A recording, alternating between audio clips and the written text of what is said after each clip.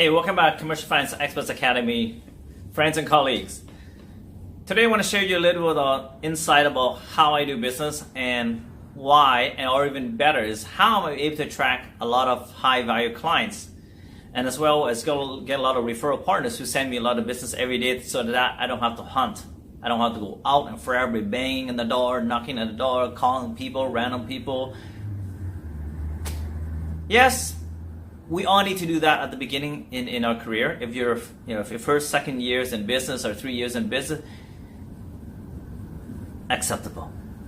But if you've been in business for 5 years, 10 years, I think that if you're still doing this, something's wrong. I mean, if your business is not where you want it to be at, and you're constantly hunting and going out there to hunt for new business all the time, I feel you need to reevaluate your business and what kind of clients are you bringing. I mean, seriously, if you have such a unique offer, if you have such a high level of skill or knowledge, you should not be hunting for new business and all the time, right? Matter of fact, you should be getting referrals from all your colleagues, your current past clients, right? And as well as if you're in a lending business like me, you should be getting a lot of referrals from your supplier as well. Forget about just giving them business all the time by buying them stuff from them or by giving clients to them. They should be sending you referrals as well. Because I understand that in all kinds of business, doesn't matter whether it's A type of business or B type of business, you can't satisfy all types of clients. So on the A side, chances they don't like the B clients, so they just have to refer them out somehow or just turn them away, right? Instead of that, I get a lot of that business sent to me from the banks, right? How about on the B side? Well, you got a lot of B clients, but really at the end of the day, when you got a really good client and you feel that perhaps it's time for them to move out of your side by giving them financing for 3, 4, 5 years, it's great. It's a great return on your money, but this client deserves better. I mean, and you can obviously use that money to recycle it with new clients that have higher rate and higher fees, right? Because an existing client, you don't get the fee base over and over again. You can only charge them high interest, right? So in a way, even the B side, they probably refer out A clients out somehow sooner or later. Instead of direct them straight back to the bank, A lender, maybe go through you as a referral partner. All right. So instead of always sending them business, maybe have lunch with them, coffee with them, build a good relationship so that you can one day say, Mr. ABC Mick, do you have any clients that are like AAA clients now that should be moved back to the bank? Maybe you can help them so that Mr. Smith here from ABC Mick would look really good by getting you involved to remove that client out of their stable so that they can get better rates, better fees elsewhere, and then in return that money gets reused, and of course they can make more money by charging an upfront fee for the new clients, right? So I think it's a win-win. That's just a small part of how I do business and why I'm uniquely different, right? Same with my coaching business. I don't accept any type of clients that come my way. I only accept clients I know that I can help them make big money, that I can make a significant difference in their business. I'll accept them.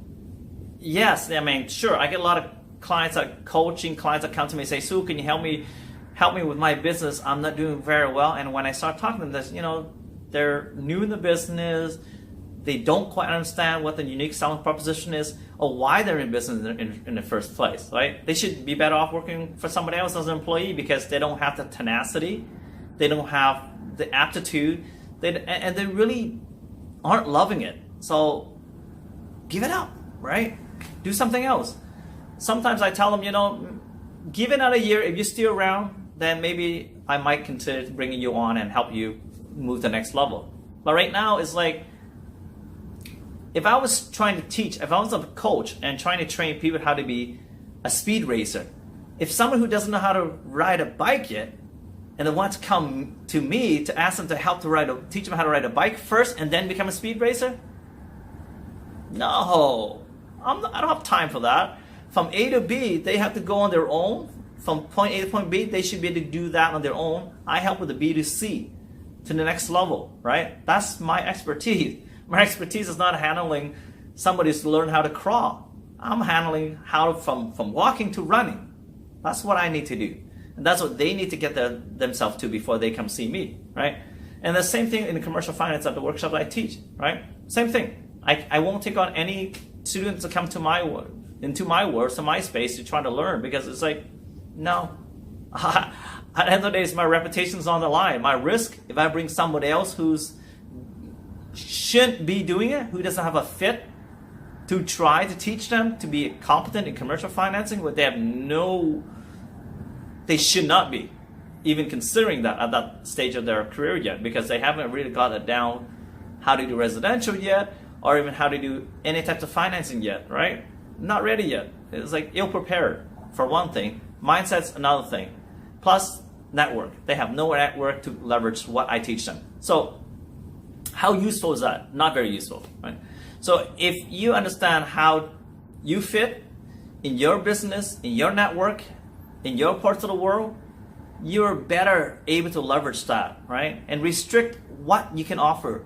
Don't offer to everybody. I only offer my unique offers, what I teach and my coach and mentor, to only a certain category of people who've been involved in the business for 2-3 years or more, all right? Who are already winning it in their world, but they need to level up. That's where I come in, right? I can't help losers to be winners. Like, I can help winners to win bigger. That's my goal, right? That's my purpose in life. Sorry, you have to overcome the first step first before you come to see someone like myself. And that can be said with what you offer. If it's commercial, if it's any kind of niche lending, dedicate yourself to be really good at those type of clienteles and know exactly what types of clienteles can come and see you and how you can help them. I turn away more people than I actually bring in. And not because I have big ego or anything, it's just that I know that I'm better off serving somebody that I know I can make a big difference in. Not just getting a job done. That's not me, right? My job is to help them kill it and to be able to show them how they can get from here to here and then higher, right? I want to be with them along that journey, because that's my testimonial. When they succeed, I succeed, right? So hopefully you learned something from this short little video today, and you can leverage what you just learned. Level up your business, okay? Need to really know who you're serving and why. Okay? So you like this video, click like. You have a question, comment below, or just email me. Look me up, easy to find me. All right. Thanks for watching. See you next video. See you at the top.